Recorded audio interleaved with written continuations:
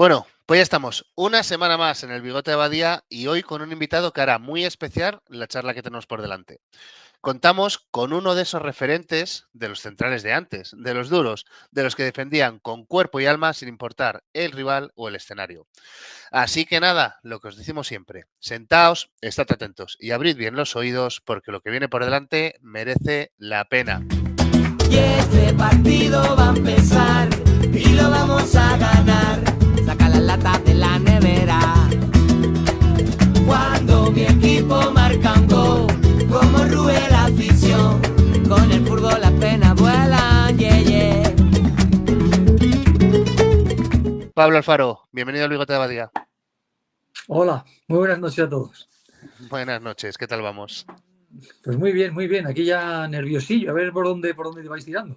Nada, aquí lo único difícil va a ser hacer memoria, Pablo, que nosotros somos nostálgicos e intentamos conocer ese fútbol que vivimos como aficionados, pues por suerte, a través de vuestras experiencias dentro del campo. Así que nada, a tirar de memoria, a intentar meternos dentro del campo, dentro del vestuario y intentar conocer eso que no pudimos conocer porque no llegamos al nivel vuestro. Bueno, yo dispuesto a contar todo lo que se pueda contar. Todo lo que se pueda contar, bienvenido será, Pablo. Nosotros no somos, ya sabes, de preguntar cosas rarunas, así que nada, hablar de fútbol, a recordar y nada, charla futbolera la que se viene por delante. Muy bien. Pero bueno, nada, lo que me gustaría empezar es con una curiosidad, Pablo, porque nosotros hemos estado echando un ojillo a tu carrera y, joder, es curioso que desde que empiezas, pues prácticamente con 20 años, has sido titular en todos los equipos. Aunque, bueno, entiendo que siempre jugabas, pero bueno, excepto cuando te venía el Avi Champions en Ibiza, te proponía alguna pachanga y tú, bueno, pues acabas a relucir tus tarjetas rojas para negarte a jugar, puede ser, ¿no? Bueno. Sí, a ver, yo creo que sobre todo tuve la suerte y la fortuna, bueno, la suerte y la fortuna, o algo de buen hacer también habría, que sí, durante 18, venga, si contamos también el filial del Real Zaragoza, pues durante prácticamente 20 temporadas de haber jugado muchísimos partidos, es cierto, muchos. Probablemente en dos clubes que además yo creo que tuve la suerte de llegar en momentos históricos muy de los mejores en esos clubes, como fue el Barça de Johan Cruyff, aquel Dream Team famoso que ganó esa primera Copa de Europa. Pues yo llegué al mes y medio de meter Koeman aquel famoso gol contra la Sampdoria. Y luego en el Atlético de Madrid, que de Radomir Antís, que en paz descanse también, pues cuando ese Atlético de Madrid del doblete, que ganó Liga y Copa, con Kiko, Caminero, Milinko Panti, todo ese aquel equipazo. Y yo también, pues eso, se proclamó campeón y yo llegué al mes y medio siguiente, ¿no? Entonces me encontré en dos grandes clubes, equipazos y compañeros que tenían un nivelón, y posiblemente ahí fue donde tuve menos oportunidades de jugar, ¿no? Pero aún así, ya te digo, aún así siempre guardas muy buenos recuerdos y ya te digo, pues el orgullo, ¿no?, de haber estado en esos clubes importantes, en más clubes importantes, que no por tener más socios y más títulos eres más importante que los demás, pero y ya te digo, el haber defendido con orgullo los escudos que defendí, ¿no? Eso es, y durante tanto tiempo. Y Pablo, que también te digo, Pablo el nuestro, el del Bigote de Abadía. Aquí vamos a tener un poco de lío. Que es ya más para el blanco y se ha puesto unas rayitas rojas, un poco por honor a ti, ¿no, Pablo? Sí, Eso lo he es. visto, sí. Sí. Sí. Hoy nos toca, siempre nos ponemos una camiseta homenajeando al invitado y nada, tenía la del Atleti, también tenía la del Barça, pero digo, hoy toca la del Atlético Madrid, así que nada, vamos con ello. Nada, yo te quería preguntar, Pablo, pasas muy jovencito del Deportivo Aragón, entiendo que es no sé si es un filial del Zaragoza. Sí, el filial del Zaragoza. El filial del Zaragoza. Pasas a jugar al Zaragoza, al primer equipo. 89-90, esa es la temporada, debutas en la jornada 1 contra el Rayo Vallecano, ganáis 3-0 y ya eres titular, o sea, con 20 añitos ya eres titular durante las 3 temporadas que estás allí en Zaragoza, en el equipo de tu tierra, eres titularísimo y encima, bueno, te da la alternativa el serbio Radomir Antic. ¿Cómo recuerdas a Antic o qué recuerdas si te dijo algo antes de salir? Alguien con 20 años, pues me imagino que un entrenador de ese calibre te intentará tranquilizar de alguna manera. ¿Cómo recuerdas ese primer partido y qué te dijo Antic?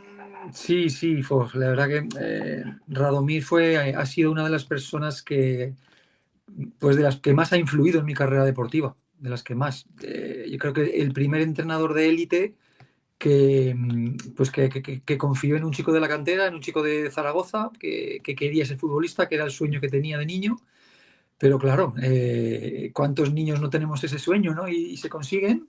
Y en mi caso, ya te digo, la anécdota, yo creo que la mejor anécdota de todas fue no el día del debut, sino el primer día de pretemporada. Aquel equipo, bueno, vosotros también sois nostálgicos y seguramente os acordaréis. Aquel Real Zaragoza que estaba Juan Señor, Chilaver, Pardeza, el Paquete Higuera, buen equipo, que jugaba la Copa de la UEFA entonces.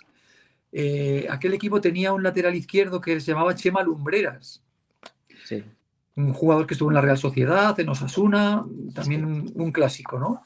Y resulta que, bueno, pues el verano el equipo se clasifica para la UEFA y el verano siguiente, cuando empieza la pretemporada, pues al final Chema Lumbreras se marcha a la Real Sociedad. Y el primer día de pretemporada, yo ya tenía, pues prácticamente el filial empezaba su pretemporada pues 10 días más tarde. Y yo, pues como iba a empezar con el filial, con mi equipo, pues estaba una mañana de julio, pues estaba en mi casa durmiendo tranquilamente en Zaragoza. Y en esto que a las 8 de la mañana, claro, mi padre, Pablo, unos gritos en el... Pablo, ¿qué pasa, papá? Que te despiertes, que venga, que tienes que ir a entrenar. ¿Cómo? Que sí, que acaba de llamar Abelino Chávez, era el secretario técnico del Real Zaragoza, que acaba de llamar el Abelino Chávez, que Antix ha dicho que tal y que te levantes y yo, claro, que no me lo creía. Luego podía haber, entonces no, pero ahora diría, hay alguna cámara oculta, algo que está aquí, que está ahí. Pero no, era una realidad, pues que en ese momento, haciendo un poco la planificación del entrenamiento, les faltaba lumbreras. ¿Y a quién llamamos? Pues al chico del filial, que es el que juega de central, de lateral, que a lo mejor, bueno, que no va mal, pero que fue algo totalmente inesperado, ¿no? Y fue así, fue primer día de pretemporada, segundo día de pretemporada, tercero, una gira a México, sácate el pasaporte a prisa y corriendo, claro, ¿quién le iba a pensar a un muchacho de Zaragoza que iba a ir a México en una semana?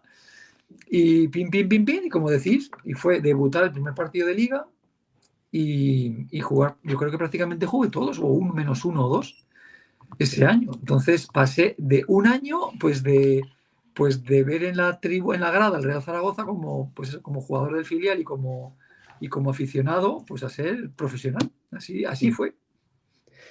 Luego en la segunda temporada ya te asentaste con Xavi Aguado. Lo tuvimos aquí hace un par de semanitas, la verdad que nos reímos bastante con él.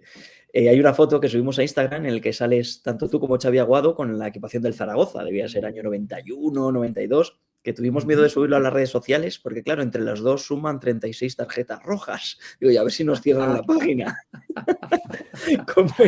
¿Cómo era Xavi Aguado? ¿Cómo era compartir defensa con el gran Xavi Aguado? Porque había ahí estopa, me imagino, ¿no? A ver, mira, Xavi, aparte es que seguimos manteniendo la amistad, yo creo que eso es de lo más bonito que tiene el fútbol, porque teníamos muchas similitudes, éramos dos chicos jóvenes, él llegó a Zaragoza, él llegó a hacer el servicio militar, y las cosas que son, ¿no? Ahora mismo es impensable que un futbolista, claro, el servicio militar ya, digamos, ya no es obligatorio, ¿no?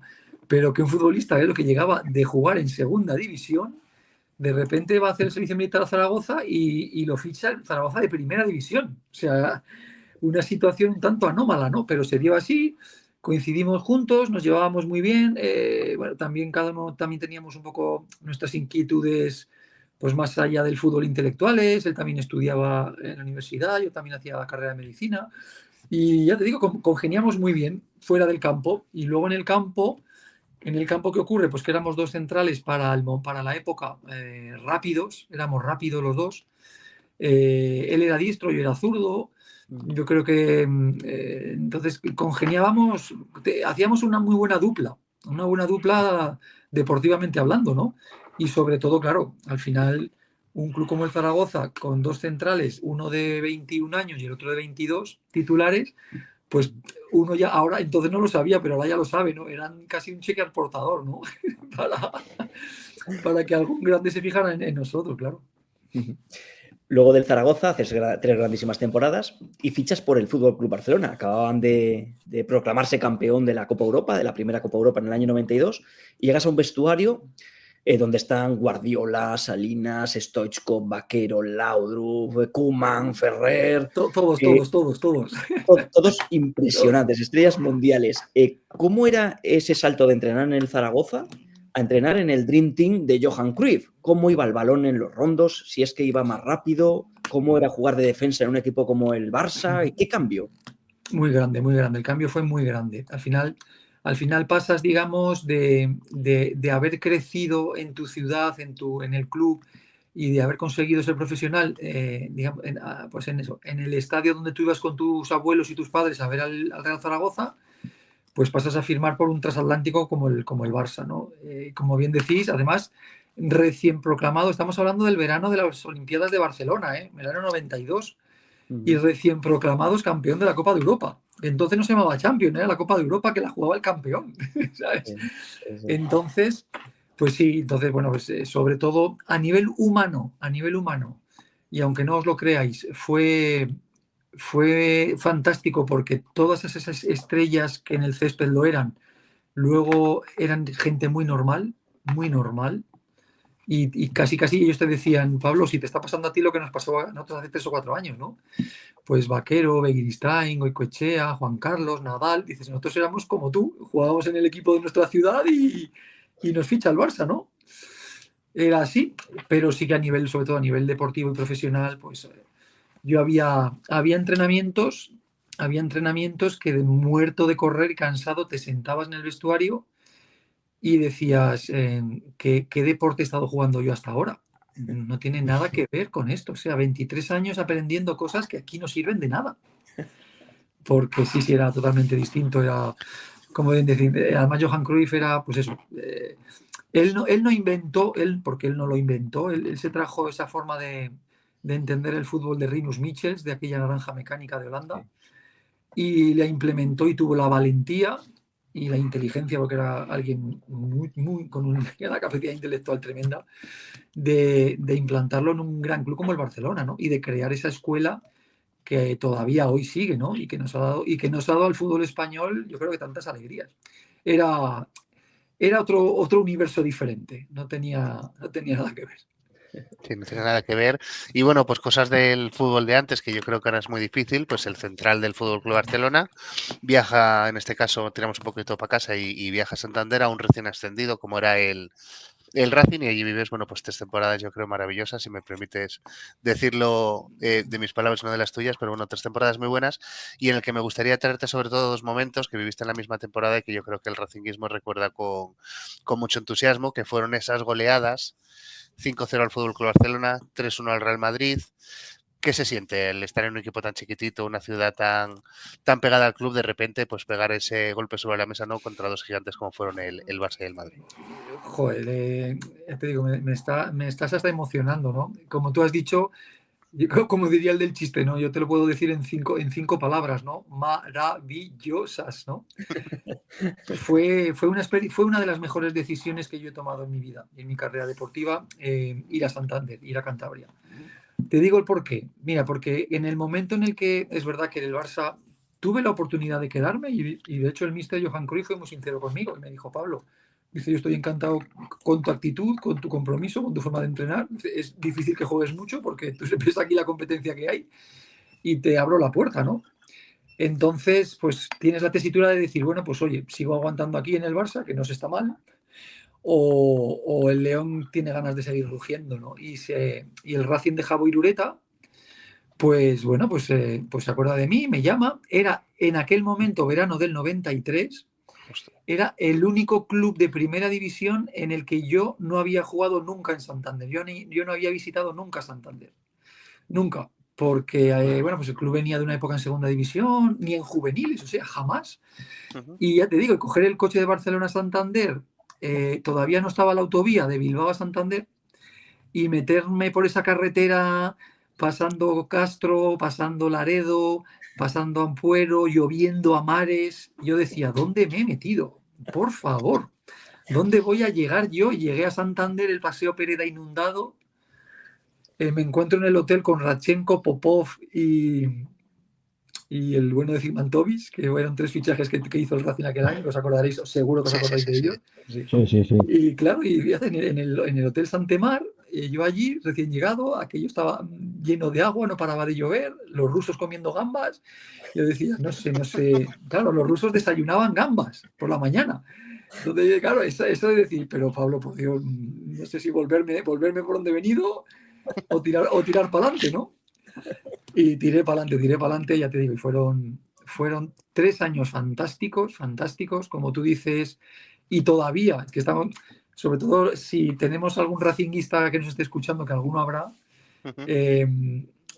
todavía cuando voy por Santander, que además me gusta ir siempre cada año, cada 2 años, siempre paso unos días por ahí, me gusta seguir visitando a los amigos y al Racing siempre le tienes ese cariño especial. Pero siempre, joder, la temporada ganamos al Barça, le ganamos al Madrid. Es que hubo una temporada que quedamos octavos en primera división, ¿eh? La primera, ¿no? O sea, la primera temporada recién ascendidos, que ahora el Racing este año va muy bien y ojalá siga con esa velocidad de crucero, ¿no? Pero claro, es que competir Santander con los grandes transatlánticos que hay en primera división, y ya te digo, y tener ese equipo, luego ya con el paso de los años llegó Marcelino y casi tocó el cielo, ¿no? Con aquel Racing que jugó en Europa. Pero este Racing fue muy, muy potente, ¿eh? Y yo creo que todo el mundo en Santander lo recuerda con mucho cariño. Sí, la verdad que es hablar de esos años y bueno, pues se nos eriza la piel a los que somos de allí. Al final, bueno, 3 años maravillosos, pone rumbo a Mérida, quizá en 3 años en los que, bueno, pues te toca también... al Atleti. Al Madrid. Oh, perdón, efectivamente, al Atlético de Madrid, sí, que luego teníamos preparada alguna pregunta, discúlpame. Un año que vas al Atlético de Madrid y después si viajas a Mérida, que es un poco a donde quería ir yo primero. Que vas a Mérida, bueno, pues esa visita allí a Extremadura, pues vives quizá tu primer descenso a Segunda División, un par de añitos en Segunda División. Y cómo es la vida que con 31 años, después de pasarte esos 3 años en Mérida, de repente te llega la oportunidad del Sevilla y en teoría esos 31 años que marcan un poco pues la decadencia quizá de la carrera, por lo menos en lo que era antiguamente el fútbol, son todo lo contrario. Y aquí David quería hacerte alguna pregunta de esa etapa. Sí, efectivamente, llegas al Sevilla y bueno, pues de esta etapa me gustaría recordar esa dupla que formas con Javi Navarro, que os convertís en una de las parejas de centrales más temidas de la liga. Y me gustaría que nos contases un poco cómo era esa dupla, cómo era el defender la portería con Javi Navarro al lado y bueno, pues que nos recuerdes un poco aquellos partidos, aquellos duelos intensos que teníais. Sí, es otra pareja muy mediática, ¿no? Es como una sociedad, ¿no? Es la de Javi, Pablo y Javi, ¿no? Bueno, pues bien, pues como bien decíais, era recordar que, vamos, yo llego aquí a Sevilla en el año 2000, con la situación en Mérida, que también es una tierra fantástica, pero se fue deteriorando con el paso del tiempo, al final hubo situaciones de impagos, el club descendió, bueno, y nos tuvimos que buscar la vida, lógicamente, y apareció el Sevilla en segunda división, ese Sevilla que estaba en segunda, una segunda durísima con el Atlético de Madrid, con el Betis, con el Tenerife, con el Sporting, o sea, una división muy potente. Y bueno, que es verdad que en el primer año y conseguimos ascender, además sobrándonos alguna jornada, y ya vuelta en primera división firma Javi Navarro. Y con Javi pues también fue, teníamos de entrenador a Joaquín Caparrós, y bueno, pues un poco, ya te digo, formamos una dupla que también yo creo que compartimos probablemente 4 años seguidos prácticamente de jugarlo todo juntos, ¿no? Y como bien dices, además se dio también otra circunstancia, y es que, además aquí siempre se comenta mucho, ¿no? Los equipos grandes son muy grandes por muchas cosas, ¿no? Y porque tienen más recursos, porque tienen detrás de sí muchísima afición, y porque manejan pues una serie de recursos que los demás no están al alcance de los demás, ¿no? Pero también es cierto que normalmente, y como es lógico, están acostumbrados a repartirse una tarta. El pastel se lo reparten siempre los mismos, casi siempre. Entonces es un poco como hacer el símil, ¿no? Hay un pastel que son los títulos, hay, pues eso, las clasificaciones europeas, y bueno, pues digamos que en la mesa siempre están sentados los mismos, y el pastel se lo reparten un año un poco más, un año un poco menos, pero se lo suelen repartir casi siempre los mismos. ¿Cuándo te conviertes en incómodo? ¿Cuándo ya no eres ese equipo sparring que vas a los campos de los grandes, te meten 3 o 4, te saludan y te dejan marchar? Pues cuando llegas allí a competirles de verdad. Y cuando llegan a tu campo y les quieres ganar. Y cuando te quieres sentar en la mesa y les dices, no, es que esta silla me la he comprado yo y quiero un trozo de pastel. Ostras, ya no eres tan bienvenido, ya eres algo más incómodo, ya no te miran de esa manera, pues sí, pero simplemente por eso, porque lo que quieres es competirles, cada uno con sus armas, cada uno con sus herramientas. En este caso nuestro, en el Sevilla no tenía los delanteros que podía tener el Barça, no había ningún Ronaldinho, no había ningún Zidane, no había ningún... ¿Por qué? Porque no puedes tenerlos, pero pues les puedes competir de otra manera.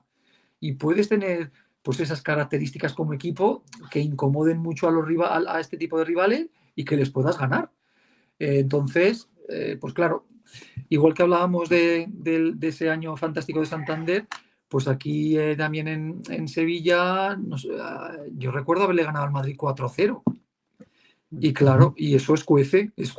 Y si además te plantas, pues eso, ya eres finalista de Copa, ya te metes en la UEFA, ya cada uno empieza ya a manejar los mecanismos, pues eso, para intentar nosotros, como equipo que no es tan poderoso, aunque tiene mucho arraigo y tiene mucha afición detrás, pues querer estar ahí. Y los más grandes lo que quieren es, pues como que te van pisando poquito a poco, a ver si no te dejan subir, ¿no? Porque lo que quieres es disfrutar de lo que disfrutan ellos. Y precisamente con uno de esos... Haciendo el símil, creo que me habéis entendido, ¿no? Sí, perfectamente. Y con uno de esos equipos grandes de los que suelen estar sentados en la mesa y que no toleraban que hubiese otros equipos que se arrimasen, como era el Real Madrid, teníais duelos en los que saltaban chispas. Yo recuerdo algunos partidos por ahí de expulsiones de por medio y demás. Y en concreto me gustaría recordar aquel partido que supone la primera expulsión de Zidane en la Liga, un partido de vuelta de Copa del Rey. Habíais perdido en la ida 2-0. En el partido de vuelta en Sevilla os adelantáis en el marcador y aquí sacas de quicio a Zidane, que bueno, pues acaba expulsado. Y me gustaría recordar contigo aquel partido en el que saltaron chispas, luego con Valdano de por medio, un poco cómo lo viviste y qué nos puedes contar de aquel partido. Bueno, pues es verdad, es un partido muy, muy icónico, ¿no? Pues por lo menos aquí, lógicamente, para el rival, para el Real Madrid, pues es uno más de la cantidad de partidazos que tienen, ¿no? Pero aquí en ese Sevilla de aquel instante, pues claro, pues ya te digo, era una semifinal de la Copa, por lo tanto, ya os digo, ya empezábamos a ser incómodos, porque si quieres ser finalista tienes que eliminar al Madrid. Con lo cual, pues ya empieza la maquinaria mediática también a hacer su papel, a funcionar. Como tú bien dices, perdemos 2-0 en el Bernabéu, 2-0 en el partido de ida y la vuelta a la semifinal con el Sánchez Pizjuán a reventar. Recuerdo además que el Sevilla había vendido a José Antonio Reyes, que en paz descanse, al Arsenal hacía una semana, 10 días, no mucho más. Y bueno, era una baja muy importante para nosotros y Antonio López, que era el compañero que lo sustituyó, pues en el minuto 1 de partido marcamos el 1-0. Entonces, imagínate la bombonera, el Sánchez Pizjuán, lo que fue aquello, muchísima tensión, un resultado que nos veíamos capaces de igualarlo, ¿no? Y de hasta poder levantarlo. Y pues ya te digo, y en el minuto 30 y tantos, 40, pues una jugada, un lance del juego, entró fuerte, Zidane no le gusta, me suelta el codo y pues eso, pues lo vio el árbitro, el linier y lo expulsa. Pues ya imagínate, ¿no? Entonces ya todavía el estadio más todavía, ellos con un hombre menos. Recuerdo en el descanso a Joaquín Caparrós diciendo, por favor, señores, por favor, a Pablo y a Javi, Javi, tranquilos, que seguramente el árbitro estará deseando igualar la contienda, no hagáis ninguna tontería, no, mister, no, tranquilo. Bueno, pues yo creo que al minuto 8 o 10 de la segunda parte, una entrada de Javi, otra amarilla y ya nos quedamos 10 para 10, la cosa. Y aún así peleamos hasta el final. Es verdad que Claro, aquel Madrid, estamos hablando del Madrid de los Galácticos, ¿eh? Estamos Roberto Carlos, Raúl, Beckham, Zidane, Figo, o sea, estaban todos, y achicando balones y perdiendo tiempo, pero bueno, al final consiguieron el objetivo de ser finalistas. El Real Madrid jugó esa final de Copa contra el Real Zaragoza en Montjuïc, que la ganó el Real Zaragoza. Y ya te digo, y de esos días que guardas, pues porque lo que os decía, ya no eras ese equipo tan simpático, porque ya lo que buscabas, y aquella expulsión estuvo bien, vamos, Zidane estuvo bien expulsado. Es que Zidane ha sido, ya os lo digo, igual que ha sido un espectacular futbolista, ha sido uno de los mejores jugadores del mundo, y yo le he admirado, tenía muy mal perder, ¿eh? Muy mal perder. No fue su única expulsión, ¿eh? Yo recuerdo una en la Juventus, yo recuerdo 3 o 4, joder, la de Materazzi. Era un tipo que tenía, ya te digo, tenía un mal perder, lo que pasa que perdía muy pocas veces. Pero en aquel partido, en el descanso, Valdano también trató de influir al árbitro. Hay una frase por ahí que recogí en su día que le dijo Iturralde González: tú no sabes a quién estás pitando, no sabes qué coño estás haciendo, que somos el Real Madrid. Y tú estabas por ahí cerca, creo, por lo que dicen las crónicas. En aquel momento, Jorge, además eso lo he hablado con él, Jorge era el director deportivo del Real Madrid. Y claro, y entonces él en el descanso del partido, con uno menos, perdiendo 1-0, pues él veía peligrar el ser finalista, ¿no? ¿Y qué es lo que hizo? Pues lo que intentó jugar su partido. El error nuestro, ¿cuál fue? Pues que el señor que estaba, que en lo que es el túnel de vestuarios, hay que subir unas escaleras y hay un momento que hay una puerta, digamos que los equipos, tanto un equipo como el otro, no se juntan hasta en el césped, ¿no? Pero hay una puerta que te puede comunicar, y el señor responsable que teníamos ahí, claro, vio bajar a Jorge Valdano con su abrigo tan alto, tan fuerte, que no le dijo, no, usted por aquí no pase, le dejó pasar, y ahí fue cuando tuvo la oportunidad de encontrarse con Iturralde, y bueno, pues de aquel momento que ya te digo que nuestro utillero se lo quería comer, bueno, un momento tenso que luego pero al final, mira, ¿sabes lo que ocurre? Que cada uno juega sus armas. Y que eso, ya te digo, no es el fútbol del césped, pero es esa otra manera que también hay, pues, de poder influir, ¿no? Y para momentos tensos, me imagino que también los que viviríais en los derbis contra el Betis. Aquellos partidos tenían que ser también de alta tensión. Sí, a ver, los derbis son todos de alta tensión. Es que si no, no sería un derbi. Entonces, y si hay un sitio pasional y donde el fútbol en España se vive con más intensidad, es en Sevilla. Porque además los dos equipos históricamente siempre, puedes estar un año mejor, un año peor, pero históricamente casi siempre ha habido bastante igualdad. Entonces es una ciudad en la que no hay zonas de la ciudad que sean más verdiblancas, más rojiblancas. No, es que la esposa es de un equipo, el marido es del otro equipo, es que los niños, los hermanos son de los dos equipos, es que aquí está todo muy mezcladísimo, ¿sabes? Entonces son muy bonitos de vivir, porque luego, ya te digo, son muy pasionales. Siempre, desgraciadamente, suele haber 15 o 20 cafres que quieren fastidiar siempre este ambiente súper sano, que es un derbi, que los podíamos dejar solos en un descampado y que hicieran el derbi ellos solos para ellos, para que cuando acabaran que se volvieran a la civilización.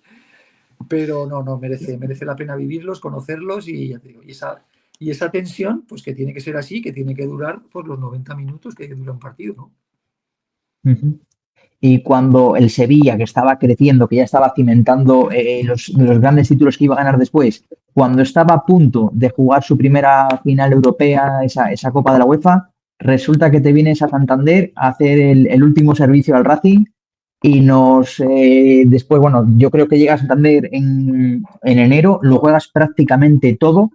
Y bueno, yo no puedo olvidar aquel partido que jugáis contra Osasuna, que supone la salvación del Racing. Aquel partido es casi como una final para el Racing. Yo, fíjate que pasan los años y le recuerdo como si fuese uno de los grandes partidos que he vivido yo en el Sardinero, y un gol tuyo y un gol de Antoñito nos da la salvación a aquel partido.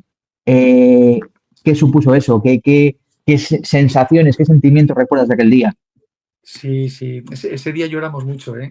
Ese día lloramos mucho Lloramos todos, yo creo que aquel día fue... De alegría. Y además, Pues sí, pues mira, en el mercado de invierno, es verdad, en el mercado de invierno ya en el Sevilla iba jugando menos, es verdad que todavía había participado, pues eso, en las primeras eliminatorias de la Copa de la UEFA, y el Racing de Santander con Manolo Preciado me llama, en paz descanse el bueno de Manolo, y me dice, Pablo, como hablaba él, quiero alguien que me ponga orden en el vestuario, quiero alguien que me pueda ayudar, que estoy entre 3 defensas ya veteranos. A mí me decía, tú es que eres muy veterano, pero yo creo que te cuidas y que... Digo, ya Manolo, tú ya me conoces. Y digo, acá, la semana que viene jugamos contra el Bolton Wanderers de la UEFA y voy a jugar. O sea que... Y bueno, y sí, decidí marcharme a Santander. Gracias a Dios me permitieron meter una cláusula que si jugaba 18 partidos, pues podía renovar otro año más. Yo creo que me la dieron por compasión, por decir, vamos, te la firmamos sin ningún problema. Quedaban 20 a la segunda vuelta. Creo que 20 más 1, queda nada. Pero sí, oye, pues fuimos capaces poquito a poco y de jugar los partidos.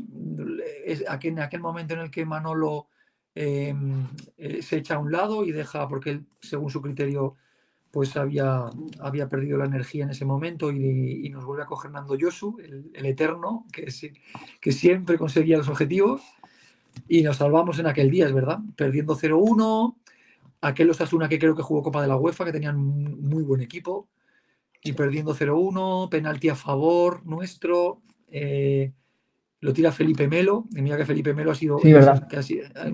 un futbolista espectacular, lo falla el Sardinero, yo creo que se hizo el silencio más absoluto porque nos veíamos casi en segunda, y de ese córner, de ese penalti, de ese córner, pues subimos a rematar y yo vi el balón y digo, o meto la cabeza al balón, lo meto todo para adentro, no me queda otra. Yo creo que lo rematamos entre todos los que estábamos en el estadio y ya el partido cambió de repente, cambió la dinámica, Antoñito metió el segundo, acabó el partido, nos salvamos y bueno, ya lo de después ya sí que no lo podemos contar, ya, ya te digo, uno de los días mágicos que uno tiene en su carrera deportiva.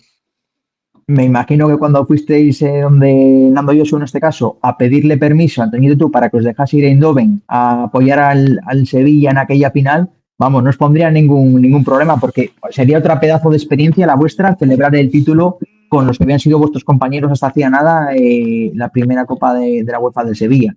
Claro, es que fíjate la situación, ¿eh? Nosotros nos salvamos, creo que contra Osasuna en la penúltima jornada y era pues un sábado, creo que era el sábado era el sábado por la noche.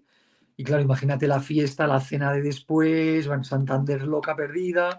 Y yo creo que fuimos hábiles. Antoñito y yo fuimos hábiles. Lo que hicimos fue dejar que fuera pasando la cena, dejar que empezara la gente a tomar alguna copa que otra y tal. Y cuando ya el ambiente estaba más distendido, le dije a Antonio, acompáñame, vamos a ver al presi, a don Manuel, a Manuel Huerta. Vamos a ver al presi. Y Antonio, Pablo, tú cállate y ven conmigo. Y total que a don Manuel, que queríamos, hombre, tal y cual. Y pues mire, es que el miércoles juega el Sevilla, la final de la Europa League y tal. Y nos encantaría poder ir. Y claro, y nos dijo, iros a hacer puñetas, iros donde os dé la gana ya. Vamos, como si no queréis venir a entrenar en toda la semana. Y yo, no, hombre, ¿cómo? Algo entrenamos, que nos queda un partido todavía. Pero sí, nos dio... Pues fijaros, entrenamos el miércoles por la mañana, nos cogimos el coche Santander-Bilbao, nos cogimos un vuelo Bilbao a Eindhoven. Bilbao no era Eindhoven, era la capital. Luego un coche de alquiler, nos fuimos hasta Eindhoven, vimos el partido, estuvimos allí y al día siguiente hicimos el camino de vuelta y el jueves por la mañana no llegamos a entrenar porque reconozco que no llegamos, pero el viernes ya estábamos otra vez con el equipo. Vale, sí, pues me ha hecho muchísima ilusión recordar aquel partido, la verdad, porque es que yo estaba detrás de la portería del Norte, que es donde metiste el gol, y es que lo recuerdo como si fuera ayer, una emoción tremenda. Pasar de Melo fallando el penalti, el bajón que era, el subidón del golazo que metiste, uno de los mejores recuerdos que tengo en el Sardinero. ¿Dónde está ahora? Ahí está la gradona de los malditos, ¿no? Está ahora mismo. Sí, ahora se pueden ahí. Estaban en la curva, pero ahora entonces era Juventudes. Sí. Bueno, ahora pues tocan las preguntas de los seguidores y para sorpresa de casi nadie van todas en la línea pues, de central duro y tal, ¿no? Lo típico. Pregúntale qué le haría a Vinicius si le tira un caño. Pregúntale si desayunaba tibias y peronés. Pregúntale si su grupo favorito es Estopa. este rollo. Y mi pregunta es, pues, del 1 al 10, ¿hasta qué punto estás cansado de estas gracias? O si ya pues te tomas con otra filosofía, te ríes y ya está. No, al final sí, lo tomas con filosofía y bueno, al final te recuerdan. Es como, ya te digo, como las aventuras que son recuerdos que van quedando. Yo sí que también muchas veces cuando hay esta conversación, casi siempre hago yo una pregunta, ¿no? La misma pregunta de preguntarle o a vosotros mismos, ¿no? O a la gente. ¿Alguien de vosotros tenéis en el recuerdo algún defensa central de los de toda la vida que haya sido blandito? Que no haya sido un defensa de los que todos quieren tener en sus equipos. Porque nosotros es que siempre hablamos pero cuando tú tienes a un jugador que dice, no, es que es así, es así, tal, dice, pero para mi equipo, esté conmigo. Esos son los defensas que yo quiero, los que quiero para mi equipo. Luego ya, a partir de ahí construimos el equipo pero ya te digo, un equipo de fútbol tiene que tener, como su propia palabra dice, ¿no? Que sea un equipo que tenga de todo y que reúna cualidades diferentes en determinadas partes del campo, ¿no? Perdón, un segundo, Ángel. Al hilo de lo que decías, Pablo, me he acordado que leyendo un poco, tirando de hemeroteca, después del partido aquel del Sevilla contra Madrid, la expulsión de Zidane y demás, le preguntaron a Luis Aragonés, que por aquel entonces era entrenador del Mallorca, le preguntaron por el tema y le preguntaron sobre ti. Y decía Luis Aragonés, hay futbolistas listos, como es el médico, te decía el médico, que es listísimo. Y esos jugadores los queremos todos los entrenadores en nuestro equipo. Y de jugadores como el médico los queremos todos en nuestro equipo. Por eso te digo que al final es eso. A ver, sí, porque luego es cierto que siempre, normalmente los defensas y más los de antes, ¿no? Yo siempre decía lo mismo. Si en mi casa me quieren, es normal que los de fuera, entre comillas, te odien, ¿no? Porque una de tus misiones es que las estrellas del equipo rival pues no hagan buen partido. Así es. ¿Qué ocurre? Que además estamos hablando del fútbol español. El fútbol español, ahora con el inglés, es el mayor importador de talento y es que probablemente los mejores delanteros del mundo pasan por España, ¿no? Por los equipos de España. Entonces, pues es una misión complicada, ¿eh? Tener que domingo tras domingo intentar que la estrella del equipo rival no brille. Y cada uno aprovecha, digamos, sobre todo el método y la forma de jugar que hay en el momento. Ahora, el fútbol actual, lógicamente, es mucho mejor que el de antes porque el talento está mucho más protegido, es cierto. El reglamento ha evolucionado, la televisión ha cambiado mucho la táctica y la forma de jugar. Y ahora es verdad que hay jugadas que se ven de partidos de hace 20 años que ahora mismo no se ven. Parece como un deporte diferente, ¿no? Pero no lo juzguemos con lo de ahora, porque hay que juzgarlo con los criterios de entonces, ¿no? Estamos de acuerdo. El VAR te vendría muy mal, por cierto, ¿no, Pablo? Yo en el VAR me siento encantado, ¿no? En el VAR a mí me gusta muchísimo. El VAR, pues mira, el VAR al final es tecnología y la tecnología viene para quedarse, eso está claro. Pero sí que es verdad que anteriormente al VAR el primer medio que revolucionó el fútbol fue la televisión. La televisión porque ya te fiscalizaba mucho más, ¿no? Yo recuerdo en mis últimos años de carrera el salir a jugar a partidos con el Sevilla y hasta con el Racing y ya saber, porque la veía, que yo tenía ya una cámara permanentemente siguiéndome a mí. Seguía hasta el calentamiento. Y el partido me seguía en 90 minutos. Y acababa los partidos, claro, ya sabías que a lo mejor acababa el partido habiendo hecho una falta, 2 faltas. Ya te digo, se puede tirar de hemeroteca porque es cierto, ¿eh? Porque te sabías ya hipervigilado. Y ya luego, bueno, ya ha venido otras herramientas, ha venido el VAR, ha venido pues eso, la evolución un poco de todo, ¿no? Luego, bueno, vamos con las preguntas de seguidores. Por ejemplo, Fútbol Carroza, que nos pregunta el delantero más duro al que te has enfrentado. Pero imagino que sea duro en el sentido de, pues, un poquitín como tú, ¿no? Que sepas que va a ser un duelo que van a saltar chispas cuando le ves enfrente. Pues mira, a ver, lo que os decía antes, es que hemos tenido la fortuna de jugar en España, en este fútbol nuestro, que es que pasan los mejores, ¿no? Y ¿qué ocurre? Que cuando uno es más jovencito, pues todo le impacta mucho más. Ya te digo, aparte de haber jugado, pues eso, contra Zidane, Raúl, Ronaldinho, Romario, o sea, todos los que ha habido. Pero, por ejemplo, había un un jugador de raza negra de color creo que fue el primero que llegó a la Real Sociedad, un tal Ron Atkinson, que le llamaban el Chipirón. Chipirón. Que aquel hombre, eso era una roca pura, o sea, chocabas con él y te hacías daño tú siempre. Era genéticamente era una bestia.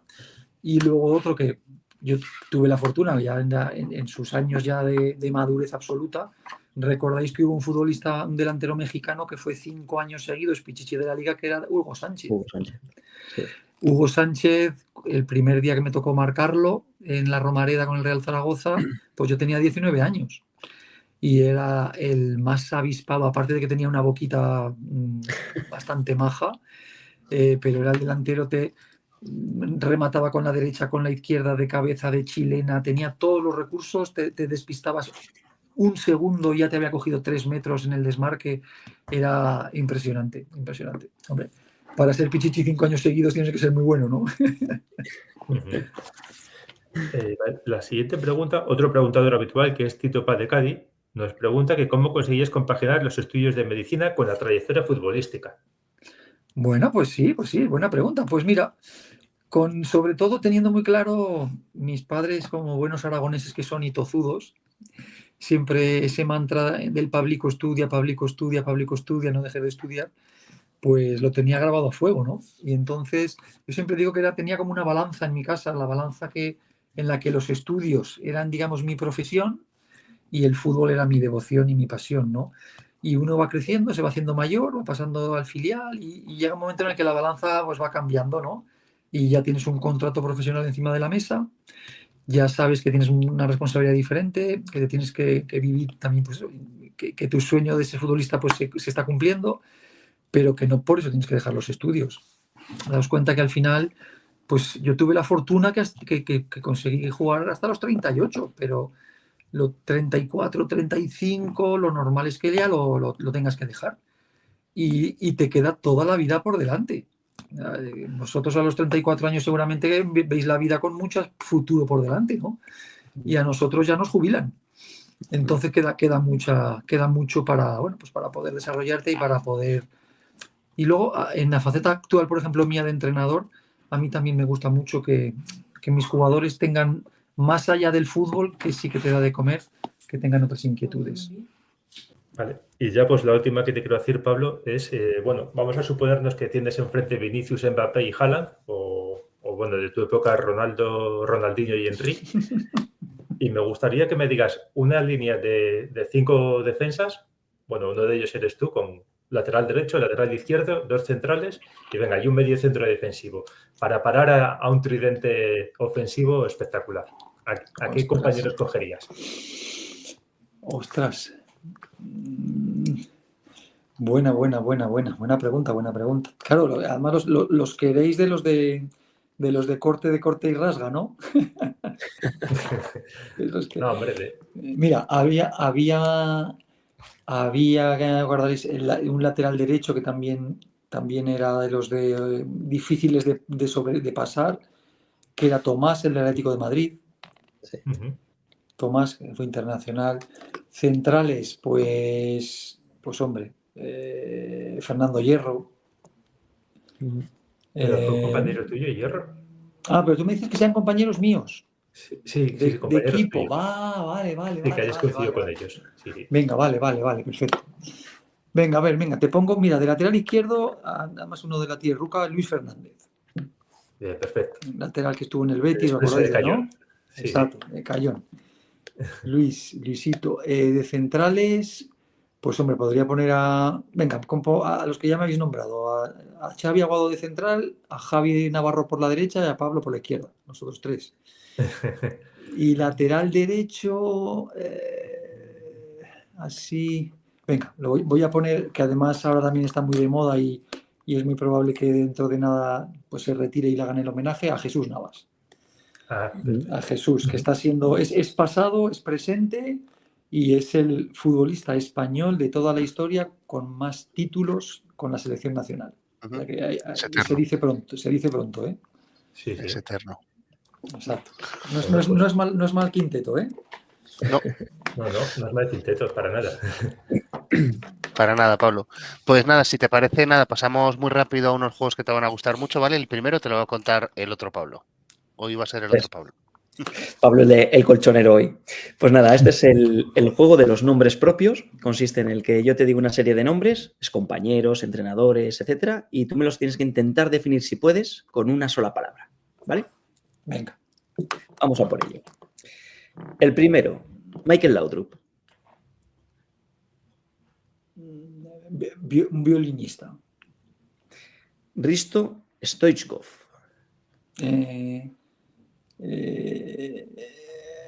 Ostras, con una palabra solo.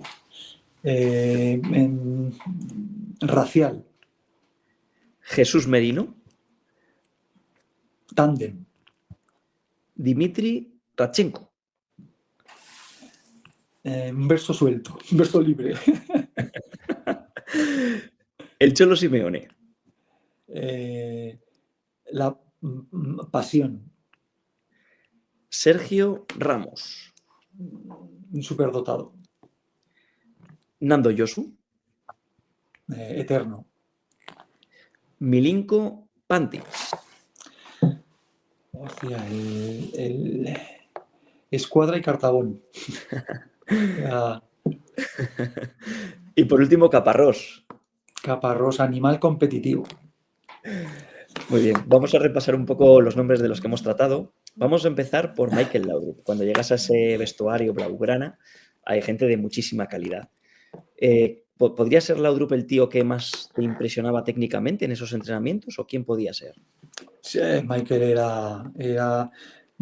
Yo creo que Michael era probablemente el único futbolista de aquella plantilla, de aquel plantillón, al que Johan Cruyff le podía tener algo de recelo.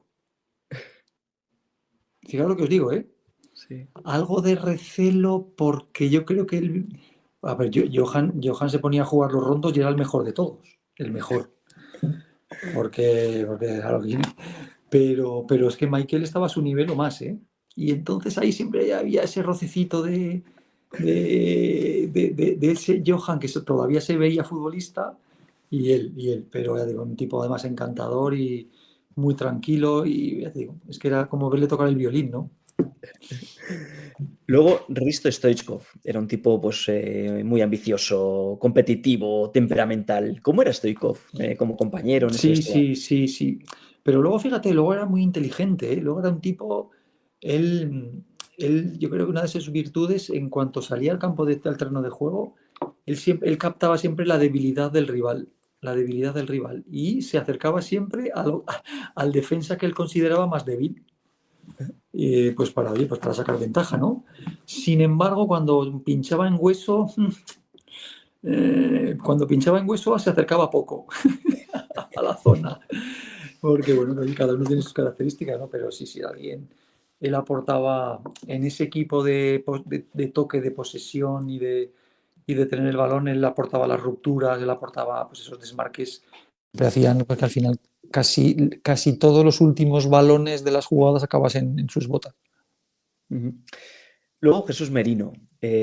A tu favor, podemos decir que en el Sardinero, cuando se decía Menganito, mátalo, no se decía Pablo Alfaro, se decía Merino, mátalo, que eso, oye, es un punto a tu favor decir, oye, que yo no era tan duro, que yo tenía un compañero y al que le cantaban Menganito, mátalo no era a mí, era a Merino.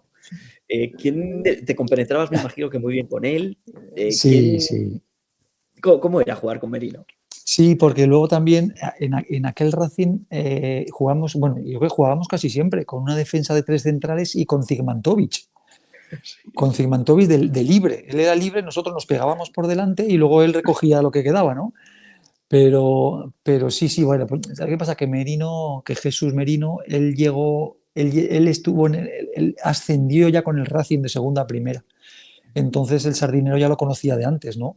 Y ya te cuenta que yo llego que soy un fichaje, una cesión del Barça, del FC Barcelona, que aparte que me habéis dicho de eso, de que era duro, de que era expeditivo, de todo eso que es verdad, pero luego, hombre, aguantar 18 años en la élite tienes que tener más virtudes, ¿no? Que no solamente el estar en esas situaciones. Y yo era en defensa, te digo, aparte de muy rápido para el cuerpo que tenía, y la estatura que tenía, luego tenía una zurda bastante buena.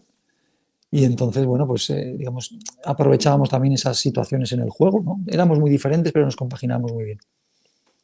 Me ha hecho gracia antes cuando has hecho la alineación de 5 defensas. Hemos entrevistado a muchos excompañeros tuyos, sobre todo del Racing de aquellos años 90, y nos han hablado de un lateral izquierdo de la casa, de aquel Racing, que nos han dicho que casi Merino y tú erais hermanitas de la caridad en relación con este lateral del que te voy a hablar ahora. El gran Gelucho. Ahí está. ¿Cómo era Gelucho? Un crack. A nivel humano, un crack. Era alguien de esos tipos que en un vestuario hacen falta, porque era Yes, ¿no? Y es un tipo excepcional. Y luego ese humor norteño, que es también muy diferente, pero sí, y luego durísimo. Pero claro, pero lo que hablamos antes, pero es que al final tú sabías que si no hacías eso, el míster no te ponía, ¿eh? Porque había otro dispuesto a hacerlo, con lo cual el fútbol eran los criterios de entonces. Ahora, lógicamente, pues habría cambiado, ¿no? Luego quería recordarte a Nando Josu, un tipo que nos ha salvado, digamos, 3 o 4 veces de manera milagrosa. Y quería recordarte que nos contaras una anécdota que te pasó con Nando Josu, aquella temporada 2005-2006. Vais a jugar a Málaga y te encomienda en los corners en contra cubrir a un tal Salvaballesta. ¿Qué es lo que pasó? Mira, hablando de Nando y hablando de Jesús Merino en aquel momento, que trabajaba en la Secretaría Técnica, ya se había retirado. Él era el segundo entrenador de Nando. Fue digo, una solución, un parche temporal, pero que como siempre con Nando, que al final conseguía el objetivo, ¿no? Y sí, un partido importante, jugándonos el descenso, quedaba muy poquito, vamos a Málaga, el míster decide volver a cambiar a línea de 3 centrales, con Manolo Preciado no lo hacíamos y con él sí, y dentro de las directrices y del plan de partido, pues mi misión en los córners era marcar a Salva Ballesta, que era el delantero centro. Total, que yo creo que ese día nos ponemos por delante en el marcador, creo que fue Juanjo Espósito o Casquero, no recuerdo ahora muy bien quién marca el gol, y en 2 córners en contra nos levantan el partido 2-1 al descanso. Y los 2 goles los había metido Alexis, un central que luego jugó en el Valencia, en el Málaga, en el Sevilla. Bueno, pues vamos al descanso con el cabreo consiguiente, joder, y bueno, pero Pablo, una bronca de Nando, una bronca, parece mentira ya con la edad que tienes y cómo te puedes... ¡Fuera! Te cambio, dúchate. Hostia, yo me quedé así. Bueno, pues nada, pues, claro, te callas la boca, te duchas, el míster manda y luego, es verdad, y el compañero que salió y luego levantamos el partido y lo ganamos 2-3. Ganamos el partido y claro, fíjate, luego pues lo normal, hostia, el vestuario, todo el mundo contento, todo el mundo pues habíamos conseguido, pero claro, yo tenía en mi cabeza y en el aeropuerto le digo a Juan Amerino, Juan, ¿qué pasa, Pablo? Digo, ¿y el míster? Hostia, el míster, joder, no sé qué. Digo, pero ¿tú tienes ahí los apuntes del partido? Dice, hombre, claro. Digo, anda, mira a ver quién marcaba a Alexis. Y era otro compañero, no era yo. No lo marcaba yo. Y me dice, hostia, pues el míster está cambiado pensando que eras tú el que lo marcaba. Y dice, joder, pues díselo porque la acabamos de liar parda, vamos. La acabamos de liar, pero fíjate lo que es el fútbol. Una decisión así que de repente, pues, por disciplina, lógicamente, y por el respeto hacia Nando, yo me callo y digo, oye, pues ahora he visto más cosas que no le han gustado mías, ¿no? Pero no, era por eso. Y resulta que no era yo el responsable. El responsable también podía haber levantado la mano en el vestuario y haber dicho al descanso, mister, que no, que soy yo, pero no dijo ni pío. Muy bueno, muy buena. Luego vamos a hablar de otro racinguista, Radchenko, un verso libre, un tipo espigado, con su melena al aire. ¿Cómo eran esos rusos? Ya no hablo de Radchenko y Popov cuando llegaron allí. ¿Cómo era compartir vestuario con los rusos? ¿Cómo se aclimataron? ¿Hablaban castellano? ¿Cómo era estar con ellos? Mira, sí, a ver, aquella fue una época en la que creo que había un agente, un tal Vergara, que tenía muy buena relación con el Racing, y fue cuando empezó el Racing, si luego recordáis, ha tenido a Faisulin, ha tenido a 6-7 futbolistas rusos que, oye, que casi todos dieron muy buen rendimiento. Y aquellos fueron los primeros. Zigmantovic fue un bielorruso que ya ascendió con el Racing de segunda a primera Y luego ese verano llegaron Dima Popov y Radchenko, los dos. Recordáis que en aquel fútbol nuestro solo se podía ver 4 extranjeros en las plantillas. Y los nuestros eran ellos 3 y el gran Mutiu Adepoyu, el nigeriano. Entonces sí, y eran, bueno, pues muy diferentes. Dima yo creo que era un tipo que podía haber nacido tranquilamente en Vallecas, en un barrio de cualquier ciudad de España, porque era más latino que nosotros casi, y consiguió hablar español súper bien, hacía chistes, entendía el idioma, era un tipo Popov. Y luego Radchenko sí, era más ruso, más seriote, más introvertido, pero luego también nos integramos todos muy bien. Teníamos una plantilla era muy habitual. La gente de Santander, vosotros igual erais muy jóvenes todavía, pero era muy, muy habitual el que por las noches, un jueves por la noche, un jueves que era el día que podíamos salir a cenar, cenábamos la plantilla junta y nos encontrábamos luego por Cañadío y por ahí, pues igual íbamos 15 o 16 todos a la vez, todos juntos. Y nos juntábamos con la gente y nos tomábamos cervezas y era otra relación entre el público y los futbolistas, era todo más cercano. Y los periodistas, que también había. Fíjate. Luego vamos a hablar del Cholo Simeone, un tipo, pues como se ve, irascible, ambicioso, muy enérgico. ¿Era el Cholo en ese vestuario del Atleti era así? ¿Era tan de estar encima de los compañeros? Venga, hay que ganar. ¿Cómo era el Cholo? Sí, es igual, no ha cambiado nada, Yo creo que va peor. Pero era así. ¿Qué ocurre? Que era así con la jerarquía que tenía, sintiéndose importante, pero claro, al final seguía siendo un futbolista de un plantel que tenía muy buenos futbolistas, ¿no? Ahora es el capo, ahora es el sheriff. Entonces, pues todo ese carácter ya lo traslada a que el que o estás con él o estás contra él, entre comillas, ¿no? Entenderme el símil y lo traslada. Y además yo creo que la marca Atlético de Madrid, yo siempre hago esa pregunta, ¿no? ¿Qué valor tenía esa marca, ese club, antes de llegar el Cholo al banquillo y qué valor tiene ahora? Para mí ha sido la pieza del puzzle. Imaginad que el Atlético de Madrid es un puzzle de 5.000 piezas, era la pieza clave que faltaba para que el engranaje de todo funcionase. Sí. Luego Milinko Pantic. Claro, imagínate estar con ese tipo en los entrenamientos, esos corners, esas faltas. ¿Era tan escuadra y cartabón como lo has definido, el gran Milinko? Sí.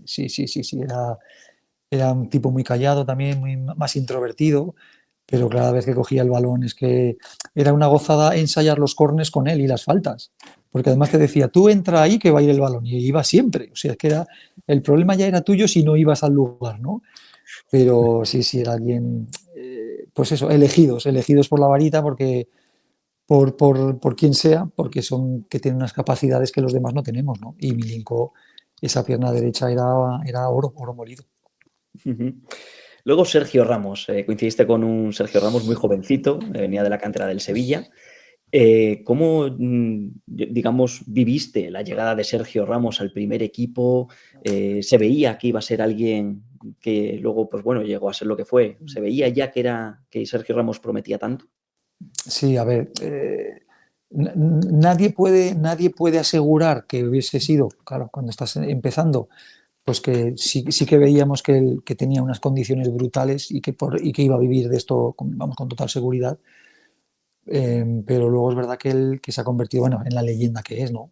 Un futbolista para mí de los mejores, de los top 5 defensas a nivel mundial de toda la historia.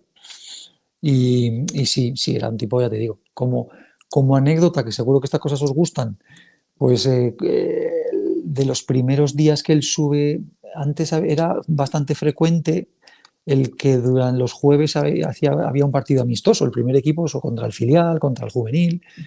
Y él, recuerdo que él siendo juvenil sube a jugar un partido con el filial, contra nosotros, contra el primer equipo.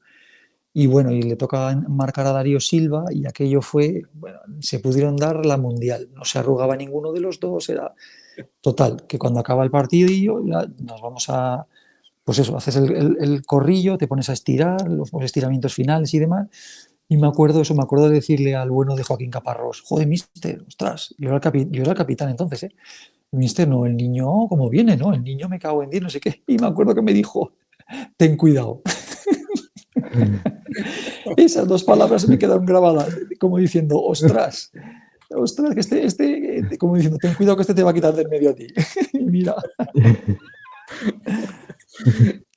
Y luego ya para terminar, Joaquín Caparrós, tuviste de entrenador en el Sevilla. ¿Tan competitivo era Caparrós? ¿Qué nos puedes hablar de esa competitividad de Joaquín? sí, él es inherente a su forma de ser y de respirar y de vivir es un animal competitivo, ya os lo he dicho, ¿no? Alguien que, que es muy difícil, muy complicado el ver a un equipo de los suyos que no sea, que no transmita lo que transmite él. Es alguien muy pasional también, es alguien que ya te digo, oye, tiene una trayectoria, está hablando es un entrenador que ha durado bastante en toda su esplendor como entrenador. En Sevilla duró 5 temporadas, en Coruña creo que 3 o 4, en Bilbao otras 3. O sea, es alguien que es un entrenador de empresa, además. Es un entrenador que a los dirigentes, pues lógicamente porque sus equipos compiten, porque tira de la cantera, porque te revaloriza futbolistas y todo eso hace pues que esté muy valorado, ¿no? Y bueno, aparte de la relación de respeto que siempre le tuve y de admiración, ahora ya ha pasado a ser una relación más de amistad, ¿no? Porque ya no, claro, ya no eres su discípulo. Muy bien, Pablo, vamos con el siguiente juego. Este se llama Cortitas y al pie. Y bueno, pues la finalidad es sacarte alguna anécdota o conocerte un poquito mejor. Vamos por la primera. ¿Algún compañero de habitación del que guardes especial buen recuerdo?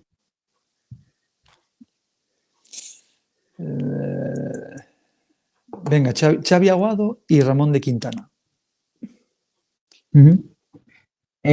Además de estos dos, creo que tuviste también, puede ser a Jesús Navas como compañero de habitación. Creo que Sí. no sé si fuese su primer compañero de habitación posiblemente fuese tú.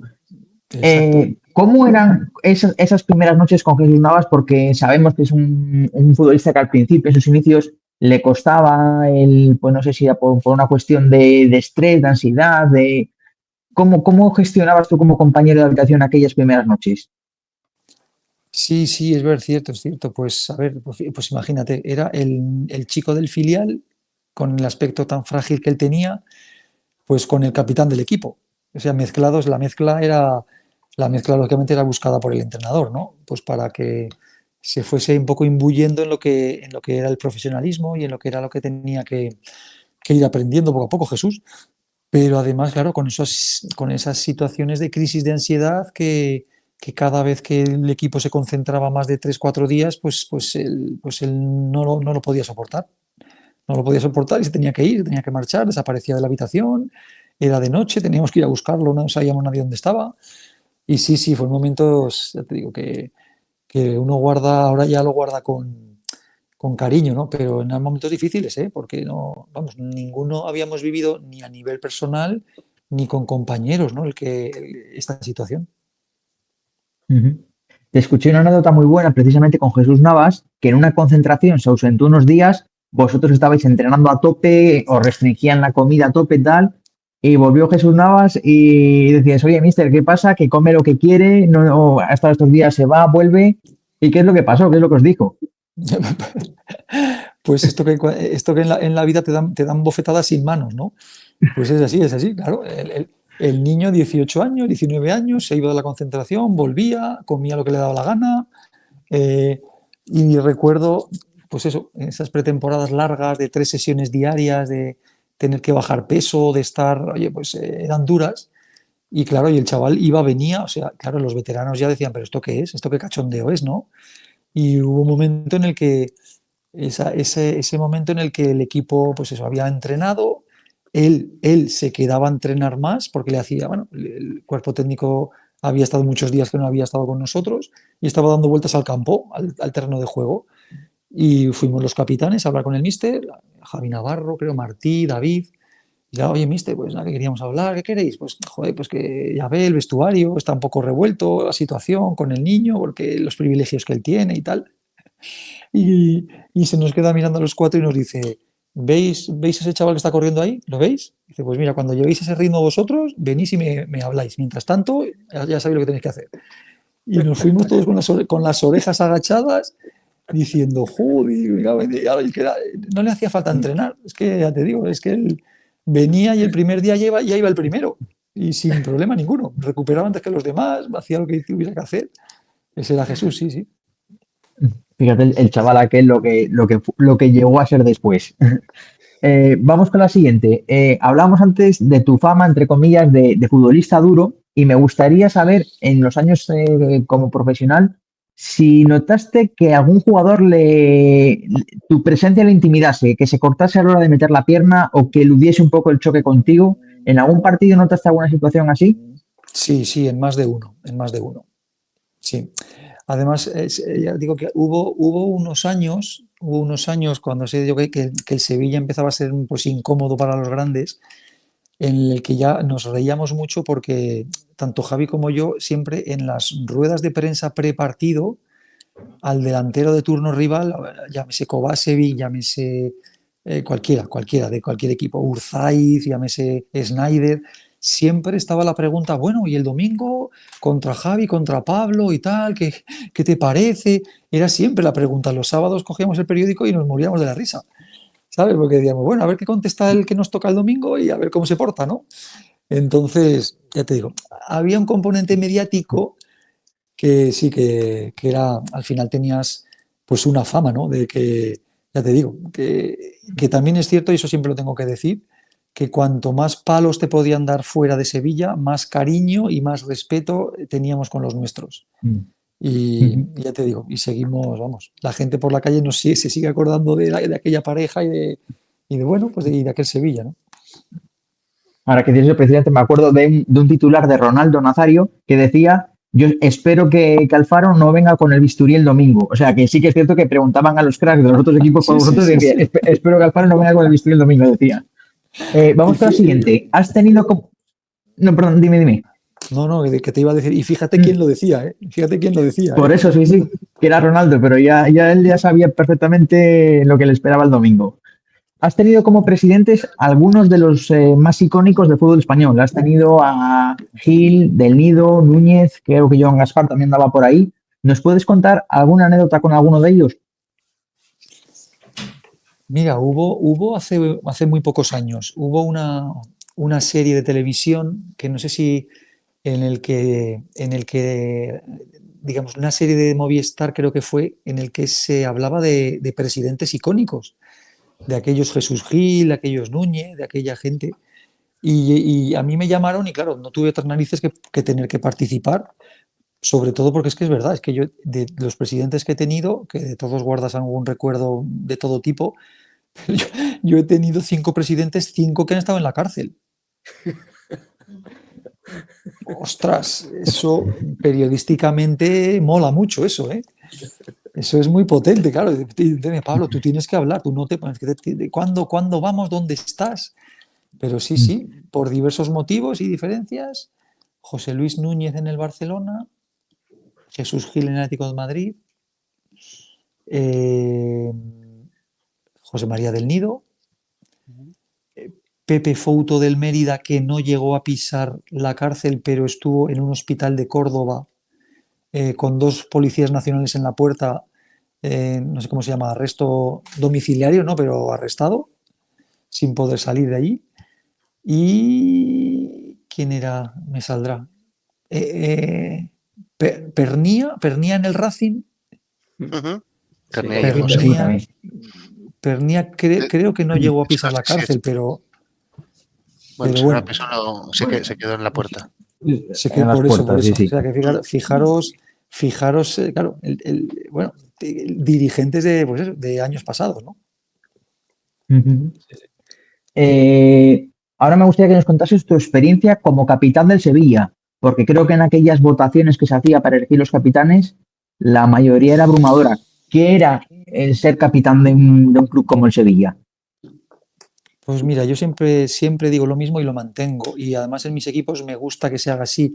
El capitán de un vestuario, el capitán de un equipo, tiene que ser alguien que tenga el respaldo de sus compañeros. Para mí es lo más importante, independientemente de que luego sea alguien que lleve muchos años en el club, de que sea alguien con una relación buena con con los dirigentes, que pueda ser portavoz, que también lo puede ser, pero el capitán de verdad, el que tiene que tomar la voz y escuchar a los compañeros y defenderlos, ese es mejor que lo elijan ellos, porque te legitima mucho, muchísimo. Y ya te digo, luego no tienes por qué ser, con educación puedes defender cualquier postura, ¿no? Pero sí, es importante. Yo he tenido y he visto capitanes florero. Entendedme lo que quiero decir, ¿no? Que lleva muchos años, es muy querido, tiene tal, pero luego no tiene dotes de capitán. Y lo único que hace pues, es llevar el brazalete, pero cuando hay que plantarse, cuando hay que defender algo importante, cuando hay que tal, pues todos los compañeros miran a otros, ¿no? Entonces, pues oye, sí, es verdad, es verdad. En aquel momento yo cuando llego a Sevilla estaba Pepe Prieto en aquella plantilla que prácticamente quedaron muy pocos futbolistas y Pepe llevaba 10, 12 años en la casa y él era el primer capitán, porque además luego también tenía capacidad para serlo.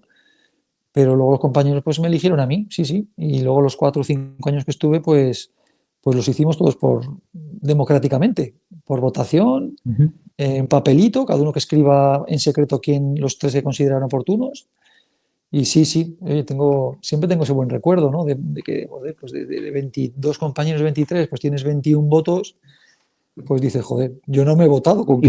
Y porque tú no podías votarte, claro, exactamente. no debes, Joder. claro. Joder. Ahora me gustaría que nos contases alguna anécdota de aquellos jueves por la noche en Sevilla. Sé que esos jueves por la noche venía muy bien para hacer vestuario, salís por Sevilla. ¿Alguna anécdota que nos puedas contar de aquellas salidas? Uf, han prescrito todas ya, ¿eh? Por eso mismo se pueden contar. Al final lo que es la esencia era muy similar a las cenas de Santander, ¿eh? Muy similares.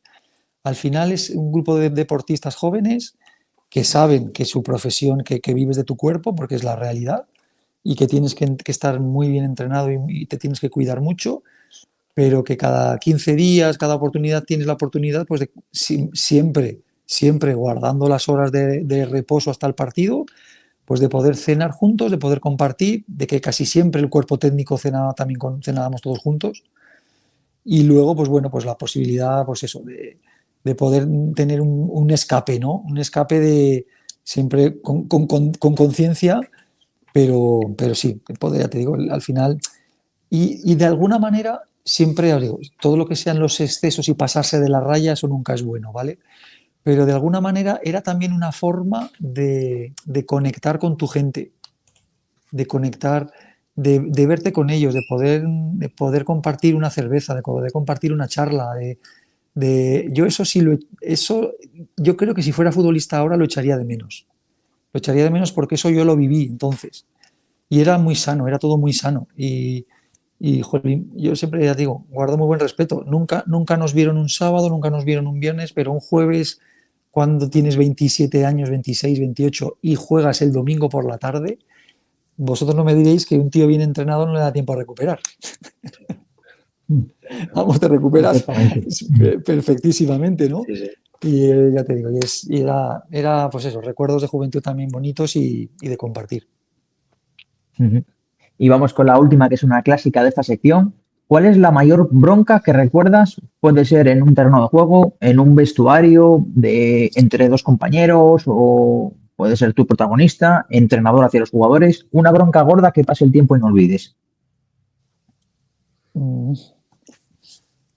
Ostras, hombre, unas cuantas hemos tenido, sí, unas cuantas hemos tenido. Pero normalmente, pues no sé qué decirte, a lo mejor algún año duro. Yo recuerdo que tuvimos mi segunda etapa en Santander con Manolo Preciado de Míster. Teníamos un vestuario que en algunos momentos, hostia, estaban los hermanos Dalmat, que venían de Italia, estaba Mauricio, delantero centro chileno, Pinilla. estaban Jonathan Valle en su esplendor, había algún momento que otro tenso, tenso porque entendíamos la profesión de manera diferente. y porque nos jugábamos mucho, unos pensábamos que nos jugábamos la vida y otros pensaban que se jugaban, bueno, pues el venir a entrenar, ducharse y marcharse, ¿no? Entonces, sí, momentos de eso siempre hay alguno, siempre hay alguno. Y además es que tiene que haberlos, ¿eh? En un grupo humano y en un grupo de jóvenes tiene que haberlos porque no todo el mundo, los intereses de la mayoría hay veces que no coinciden con los intereses individuales de algunos. Aquel año el Racing tenía una pedazo de plantilla, me acuerdo en pretemporada, cuando ficharon a los de Almat, que vimos partidos de pretemporada, el Racing apuntaba, joder, este año tenemos plantillón, y sin embargo, yo no sé qué pasó en aquel vestuario, y más Manolo Preciado con la ilusión que tenía él por aquel equipo, que se cayó aquella plantilla y menos mal que los refuerzos de invierno funcionaron porque aquel Racing pintaba muy mal, muy mal. Aquella plantilla tenía muy buenos jugadores, pero no teníamos buen equipo, no teníamos buen vestuario. Ahí nos faltó. Sí. Y de hecho, Pablo, faltaron ahí unos jueves como los de Sevilla, porque yo lo que entendí de la conversación, lo contaba Javi Navarro, que era cohesionar, ¿no? Sobre todo jugadores extranjeros jóvenes que vienen a una ciudad y a un país diferente, pues oye, se toman contigo una cerveza el jueves y luego el sábado ya te ven de otra manera de entrenamiento, ¿no? Ya el feeling es distinto. Claro, igual claro. Sí. Sí. Antes me hablabais, por ejemplo, de los rusos, ¿no? Claro, tú imagínate dos rusos en el año 93 del Spartak de Moscú que de repente aparecen en una ciudad española como Santander. Es que no conocen el idioma, no conocen nada, lo único que hacen es entrenar por las mañanas y por lo menos, pues oye, con tus compañeros, pues el poder, pues eso, tomarte tal, el poder, cualquier aficionado poder acercarse a ellos, el poder firmar un autógrafo, el poder abrazarlos. Ese aficionado cuando te ve el domingo en el Sardinero ya no solamente te ve como el jugador que lleva el número 11, ya te ve ya formas parte de él un poquito más. Y toda esa conexión en los equipos, eso no se debe de perder nunca. No se debe de perder nunca. Mira, hay imágenes de la última Copa del Rey, la que gana el Athletic Club de Bilbao. Si recordáis, con Muniain, ¿no? El año pasado. Sí, el año pasado. Hay unas imágenes que al final te demuestran que es también que todavía guarda esencia de equipo de pueblo, de equipo de la ciudad, en el que salen 5 o 6 jugadores, se van a cenar juntos y aparecen de marcha con los aficionados. Y aparecen cantando todos juntos. Claro, a ver, después de ganar la Copa del Rey, a ver quién tiene las narices en Bilbao de decirle, joder, están de marcha, se han ido por ahí a cenar. Al revés, eso lo que hace es unirte con tu gente, ¿no? Y unirte con los tuyos, y ya os digo, y siempre en su justa medida. Pero eso yo creo que al aficionado le gusta y a nosotros también nos aporta mucho. Sí, ahí a los únicos que no le gustaron fue la policía que les multó por escándalo, porque bueno, decían que podían provocar, pero bueno, siempre tiene que haber algún cortarrollos. ¿Tú crees que hasta algún policía no cantaría también el himno del Atlético? Hombre. Sí, pero bueno, oye, había que ejercer. Y nada, Pablo, antes de pasar al último juego, que te le cuento yo que nada, son 2 minutillos, me gustaría hacer una pequeña reflexión de toda esta hora y media casi que llevamos, que me he quedado yo pendiente. Que al final hay una frase que me gusta mucho, una anécdota que has contado mucho, de cuando Josu te echó, vamos, te mandó a la ducha en el descanso del partido contra el Málaga. Fíjate, tú venías de 18 años de carrera y entiendo que el vestuario de los años 90, de esas jerarquías que existían hace 20 años, no tiene nada que ver con este vestuario que me acabamos de comentar ahora de aquel Racing de los años 2004, como un poco ese profesionalismo que llevamos durante 18 años, has dicho tú, joder, me voy a la ducha, me ha dicho esto el míster, tal, que entiendo que cuando llegaste al Racing, ese código de vestuario, esa cosa que tú tenías cuando empezaste, pues era totalmente diferente y bueno, pues al final que se mantenga siempre es positivo. Simplemente que me ha gustado y se ve un poco el ejemplo de futbolista que yo creo que se está perdiendo. Pues mira, te agradezco el comentario y además creo que es de justicia que os pueda comentar también otra cosa de Nando. Al final, en ese vestuario que tú dices, yo creo que por las virtudes a por las que una le vuelven a contratar, entre ellas está esta, ¿no? Está el ser capaz de, oye, pues de gestionar momentos de rabia, de tensión, pero que sabes que hay alguien que está por encima tuya, tengas los años que tengas y sea que es tu entrenador. Y en este caso era Nando. Yo a Nando, aparte, le tenía ya mucho respeto de años anteriores. Pero, por ejemplo, igual que pasó eso así, que fue así y que lo contamos como anécdota, el partido contra los Osasuna que nos salvamos, que también lo hemos contado, nos quedaba, que fue cuando el miércoles estuvimos en Eindhoven, cuando el Sevilla gana la primera Copa de la UEFA. Esa semana, el viernes, acabábamos la liga en Villarreal y ya nos habíamos salvado. Yo había jugado 17 partidos, me quedaba un partido para renovar mi contrato. Entonces yo o renovaba el contrato o me retiraba del fútbol. No había más. Y yo ese viernes llamo a la puerta del míster de Nando antes del entrenamiento y le digo, míster, tiene un minuto que me gustaría contarle una cosa y tal. Hombre, Pablo, ¿qué pasa? Cuéntame. Y le conté, pues mira, me pasa esto, míster Nando, pues yo he firmado, ya sabes, tengo ya 37 tacos y esta es mi situación. Y si tengo un partido por jugar, queda un partido de liga. A ver, y yo no se lo dije, pero podía entender y comprender que a lo mejor desde el club le dijeran, oye, Nando, mira, ya está, que no juegue, ya cumplí, encima nos ha metido el gol, que ya está y que entre comillas, que se busque la vida, ¿no? Pero no, Nando me escuchó, es que no me dejó ni terminar de hablar, es que me dijo, Pablo, si no te lesionas, el domingo en Villarreal eres tú y 10 más. Tú y 10 más. Y dice, y si te lesionas, dice, también. Sales cojo, sales un rato y te vuelves. O sea, sí, bueno. ¿cómo no vas a dar tú la vida por alguien así? Sí, total. Esos son valores de vestuario. Eso es un vestuario de verdad. Y eso, a ver, no hemos tocado tu parte de entrenador, que hace poquito estabas entrenando en segunda división y bueno, en primera federación o en la antigua segunda B, pero entiendo que esos códigos también tú verás muchas diferencias de esos primeros años en los que tú llegabas de chaval a un vestuario y te encontrabas, pues eso, a todos los del Barça que has contado de Cruyff o a los históricos del Zaragoza y demás, y un poco entiendo que esos códigos en los vestuarios de ahora pues también se habrán perdido un poco, ¿no? Bueno, no es lo mismo, pero porque la sociedad no es la misma, ¿eh? Y los jóvenes no somos los mismos de antes que los de ahora. Ni mejores ni peores, diferentes. Pero sí que debemos de mantener todavía. Hay jerarquías en la vida, amigo, que el padre es el padre, el profesor es el profesor, el entrenador es el entrenador, y ahora es todo mucho más democrático y se puede debatir y se puede hablar y discutir, que eso perfecto, pero que hay cosas que hay que ganárselas con el tiempo y sobre todo con tu desempeño, ¿no? No te las van a regalar. Perfecto. Pues dicho queda, voy con el último juego, nada, minuto y medio te robamos un poquito más y ya acabamos. Oye, lleváis ya minuto y medio, tenéis aquí, ¿eh? Sí, no. Minuto y medio. En un minuto 10 ya entramos en el tiempo de descuento, en los 90 minutos, Pablo.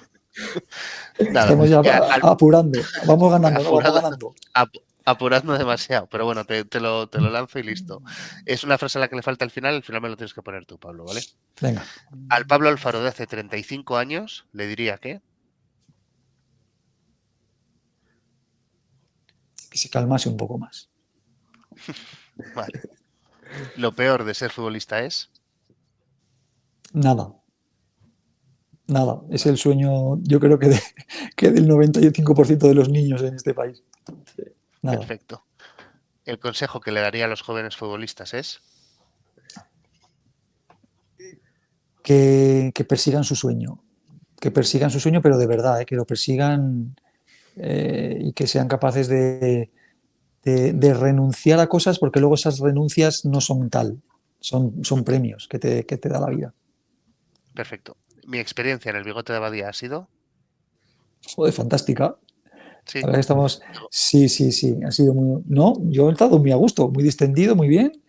Y sí. Cuando se habla de lo que más nos gusta y con ese respeto, pues fantástico.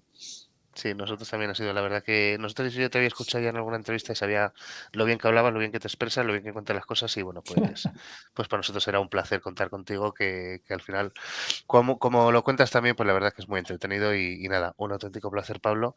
Y te lanzo la última, que es el exfutbolista al que reto a venir al siguiente programa del Bigote de Abadía es... A ver, voy a tirar de cuando yo era joven, ¿eh? Vale. Ahora que sí me habéis hablado tanto de ser capitán, de entrenador, de todas estas cosas, mi primer capitán en el fútbol profesional, que luego también ha llegado a ser entrenador mío y que yo admiraba mucho, y os sonará a todos, es Juan Señor. Jolín, el gol del señor, ¿no? Joder, sí. Qué bueno. Claro, sí, Juan sí. Señor. Sí, Si a sí, Juan sí, Señor, sí. si no le sacáis chicha a Juan Señor, es que no la tenéis. Vale, perfecto. Vale, y te pediremos un poquito de ayuda, Pablo, para llegar a De, contactar de- con él y demás, pero Sí, vamos. de Juan no, Señor sí, además, nos contó una anécdota el otro día muy buena Xavi Aguado, de Juan Señor, cuando hizo de chofer de él para llevarle a un partido o algo así. Bueno, nos habló de Juan Señor, Sí, sí, una anécdota muy buena. claro que fijar Juan Señor, yo Sí. cuando debuto en el primer equipo y Juan era el capitán, Juan era internacional, Juan, ostras, era el icono de la afición. sí, Y sí, ha sí, sido, sí. bueno, es que es el que le metió el gol a Malta, famoso, el Sí, último sí, gol claro, claro. de cuando El que empezamos provoca claro. el Sí, sí, único sí. gallo de Rivero, ¿no? José No Ángel. recuerdo. Exacto. José Ángel de la Casa. Sí. Exacto. Oye, pues nada, Pablo, no te robamos más tiempo. La verdad que ha sido un auténtico placer contar contigo, un auténtico placer recordar aquel fútbol. Y nada, para lo que necesites, aquí está el Bigote de Abadía. Pues muchísimas gracias a vosotros y ya te digo que ha sido una gozada compartir este ratito. Genial, perfecto. Pues a ver si dentro de poquito te vemos ya sentado en algún banquillo de fútbol, ¿vale? Entrenando otra Bueno, vez. Tenemos ganas de volver a verte. muy bien. Perfecto, pues un Y abrazo muy grande, Pablo.